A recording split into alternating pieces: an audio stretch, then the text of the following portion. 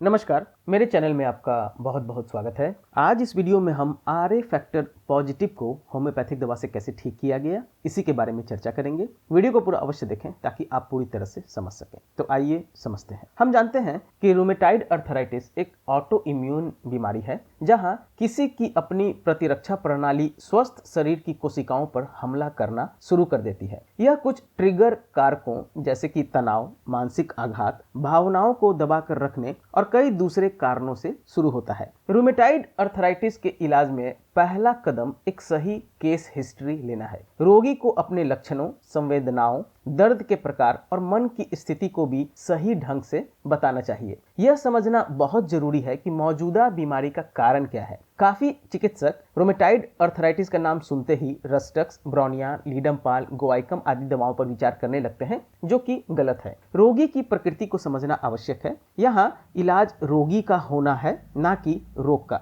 Rheumatoid गठिया syphilitic मियाज्म के अंतर्गत आता है। क्या महत्वपूर्ण है, क्या नहीं, इसका विश्लेषण किए बिना रोगी को अपनी समस्याओं को स्पष्ट रूप से समझाना होगा। चिकित्सक को रोगी द्वारा उपलब्ध कराए गए केस हिस्ट्री का उचित नोट बनाना चाहिए। जब तक मामले का ठीक से विश्लेषण और मूल्यांकन नहीं किया जाता है, तब तक चिकित्सक को पक्षपाती नहीं होना चाहिए और निष्कर्ष पर नहीं पहुंचना चाहिए। यहाँ हम एक रूमेटाइड अर्थराइटिस के केस की चर्चा करेंगे कि कैसे होम्योपैथिक दवा से इस समस्या का निदान किया गया। 50 साल की एक महिला पिछले 2 साल से जोड़ों में तेज दर्द और सूजन की शिकायत लेकर आई थी। उसकी तकलीफ दाहिनी कोहनी की सूजन से शुरू हुई और घुटनों तक चला गया। पेन किलर के अधिक सेवन के कारण रोगी को दर्द से अस्थायी रूप से राहत तो मिली, लेकिन पेट में एसिडिटी बनना शुरू हो गया। ठंडे नम मौसम में उसकी शिकायतें और जोड़ों का दर्द बढ़ जाता था। रोगी को लगातार छींक, नाक बहने और आंख से पानी आने के साथ एलर्जिक रेनाइटिस की भी शिकायत थी। गर्म पानी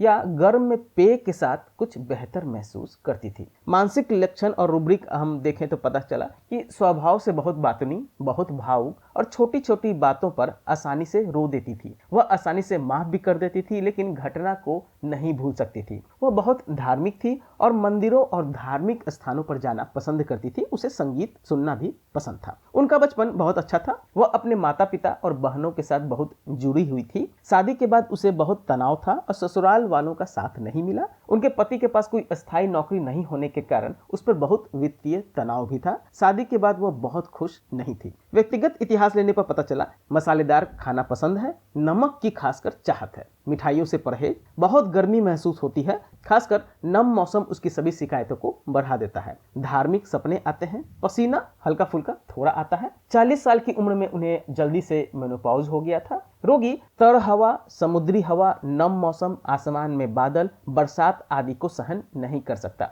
एक खास बात कि पानी से पैदा होने वाले फल जैसे कि खरबूजे, तरबूज, ककड़ी आदि को नहीं खा सकती। इसके खाने के बाद उनका पेट बिगड़ जाता है, दस्त होने लगते हैं। सूखी हवा में वह ठीक महसूस करती है, नम मौसम में ठीक महसूस नहीं करती। रूमेटाइड गठिया परीक्षण करने पर पता चला कि 21.5 आयु था, सकारात्मक आया था। सीरम कोलेस्ट्रॉल थोड़ा सा बढ़ा हुआ था। ESR अधिक था, करीब 80 के करीब। अगर आप पूरे रूब्रिक को देखेंगे तो नाइट्रम सल्फ इस रोगी को सबसे करीब पाएंगे। क्यों? क्योंकि सबसे पहले रोगिणी बातूनी है, मसालेदार भोजन खाना चाहती है, नमक की चाहत है, जल्दी से रो देती है और नमी मौसम को बर्दाश्त नहीं करती। आसमान में बादल, बरसात को नहीं सह सकती, खासकर तरबूजे, फल, ककड़ी आदि को सहन नहीं कर सकती। ऐसे में नाइट्रम सल्फ रोगी का सबसे करीब दवा पाया गया और ऐसे में ही मैंने नाइट्रम सल्फ 200 की 2 बूंद हफ्ते में एक बार उन्हें लेने की सलाह दी। 30 दिन बाद रोगी ने बताया कि दाहिने हाथ में दर्द कम है। रोगी बहुत बेहतर महसूस कर रहा है। दर्द तभी होता है जब वह थोड़ा परिश्रम करता है। सूजन अभी है और सूजन में कोई खास कमी नहीं आई है। मैंने 15 दिन और दवा लेने को कहा। 15 दिनों बाद अपडेट आया कि सूजन काफी बेहतर है और उन्हें ज्यादा दर्द नहीं हो रहा है,